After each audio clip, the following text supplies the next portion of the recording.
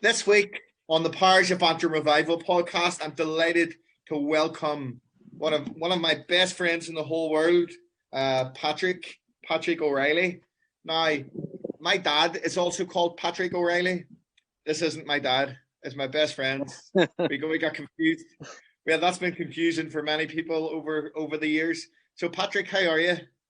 Not too bad, just hanging out, mate, out the back on the sun lounger. We got a new sun lounger a couple of weeks ago, so putting it to good use today.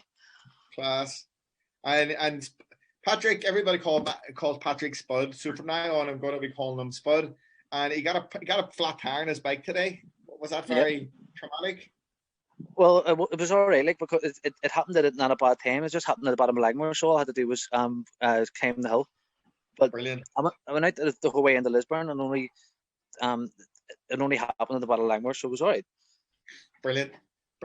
Well, Spud, today's podcast is called "Why Jesus is a Liverpool Supporter." You'll never walk alone. Get that top off. So, Spud is a big Man United fan, so this is going to be fun. So we're gonna have a bit of crack about football, and I'm going to give reasons. Firstly, why Jesus would support Liverpool, and so reason number one is very simply that our Liverpool motto is "You'll never walk alone," and when we have the Holy Spirit, we never walk alone. Jesus promised us the Spirit, so we'll never walk alone. So he's a Liverpool supporter. And the other thing is, he definitely wouldn't be a Man United Celtic supporter as well. What? Is he a Celtic supporter too? Is he a Celtic supporter too? Well, no, because they stole our motto, so they did. And no, sorry, the second reason is this: Liverpool are a community club, just like a church, where people feel welcome and feel a part of it. Not like Man United and all these other super clubs. But anyway, so there's two reasons already. Do you have anything to say about that, Patrick? Well, a few things to say about that, mate. First, I wouldn't agree with you. You're a bit of a glory hunter, aren't you? Really? Why?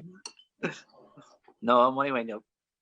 So because I've been there through the hard times and through the good times. And so is your dad Liverpool supporter as well? No, he's a Celtic man. Celtic man. Here, but so me and Spud, I've played football with each other and against each other over the years. And if you could describe the type of footballer I was, Patrick, how would you describe it? A great defender, to be honest, mate. You were good solid at the back. Good in the air, bit feisty as well. Break a legs.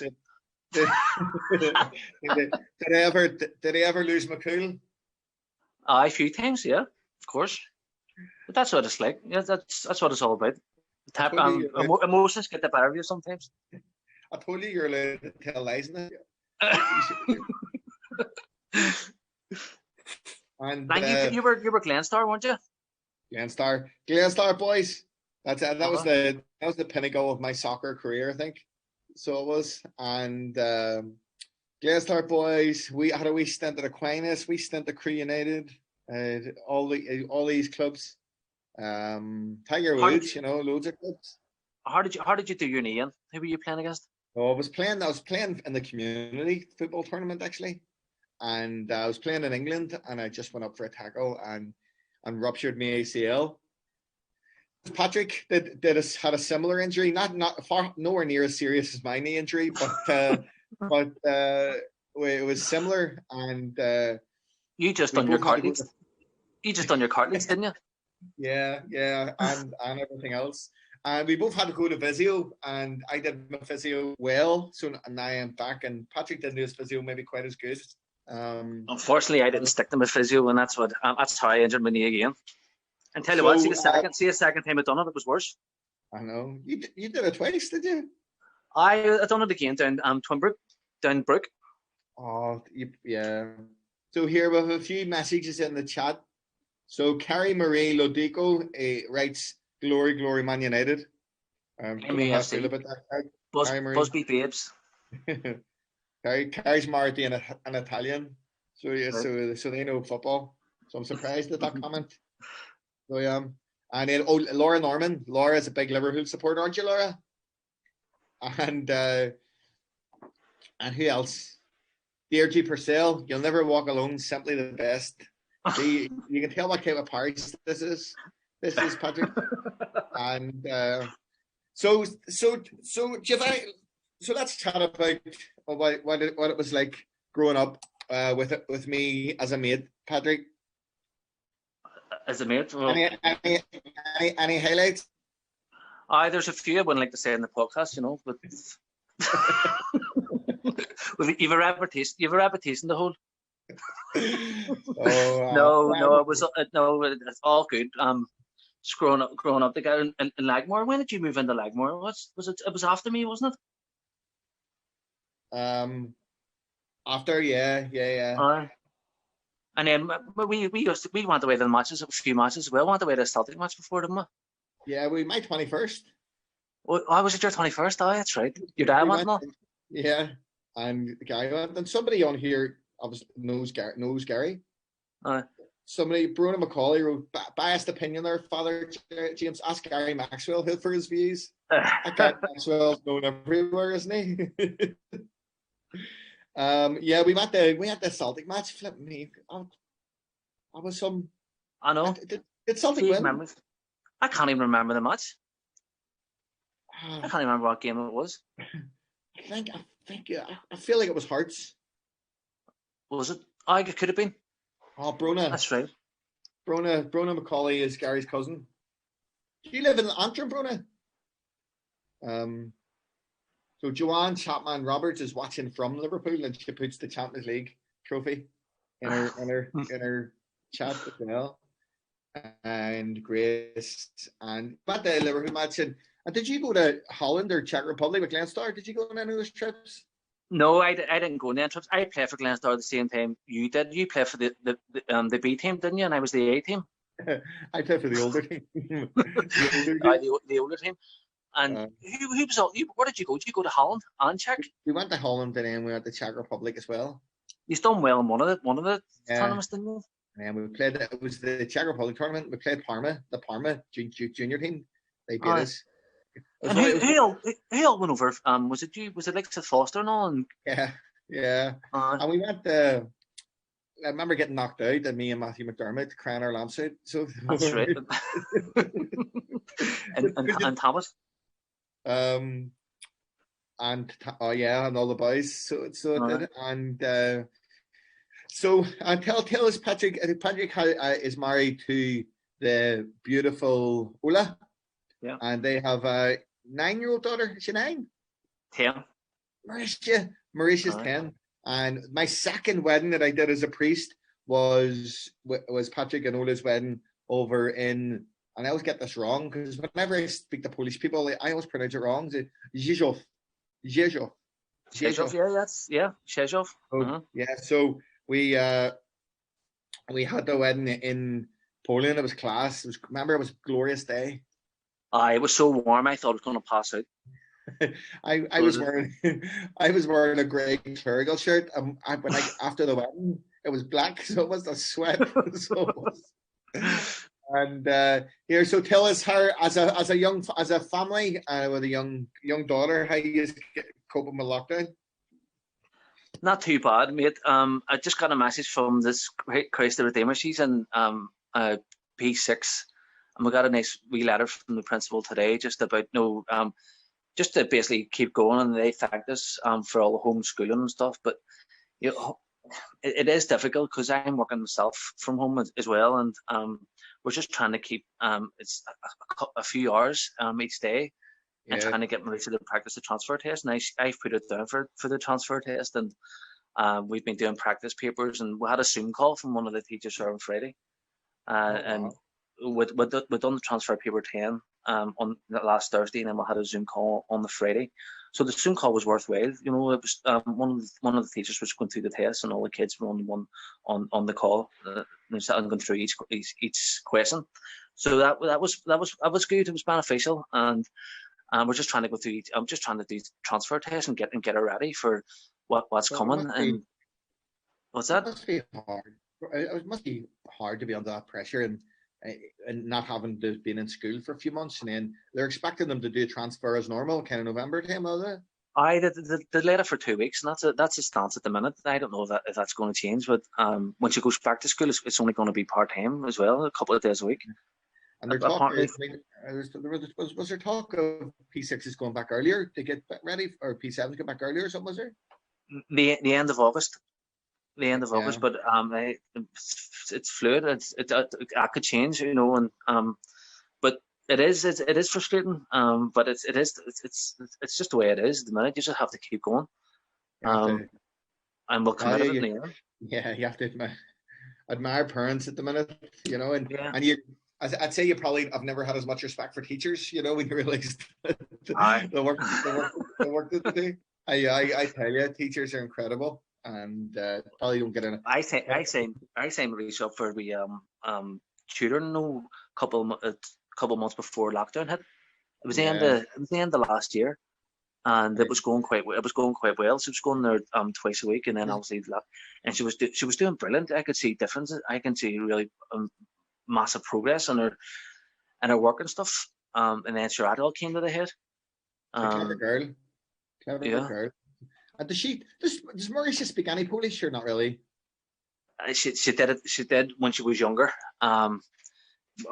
Ola tries to teach her more and more, but it's just hard. And the older she gets, I think when she was younger, her wee head was more like was more of a sponge, and she was taking most of it in. But now, when she visits Poland, she can speak.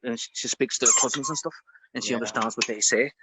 And at the conversations they have in Poland, she can sort of relate to what they're talking about. So, it's good that she has family over there as well. And we'll go over every year. But here, Patrick, 2 times a year. So, let's return to the topic then of today's podcast is why Liverpool are awesome. And in a couple of weeks' time, the Premier League is coming back. We know that football's not the most important thing. It's people's safety. But see when Liverpool win the league, oh my goodness. There's going to be a party in 56 Christ Road. It's not over. Mate, they can lose every game and still win it. There's going to be a party in Christ Road, so we'll be singing "You'll Never Walk Alone" all day.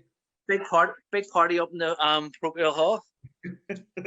Social distancing. Maybe social distancing. Drinking. Who's your first game against? Everton. Oh right, is that an Anfield? Yeah. Well, there's talk because of because they're worried about people gathering and all that kind of stuff.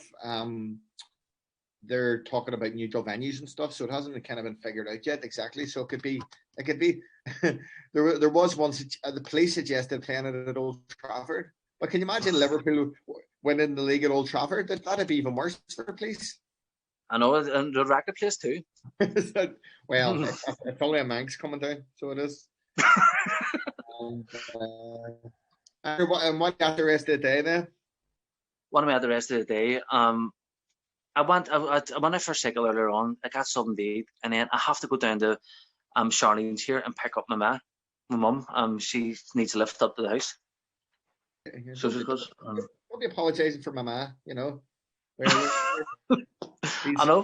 These country. Can I call you Plank in this? Yeah.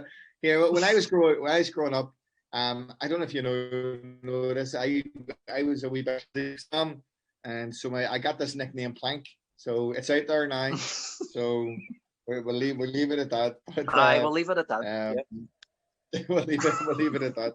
But what was I going to say?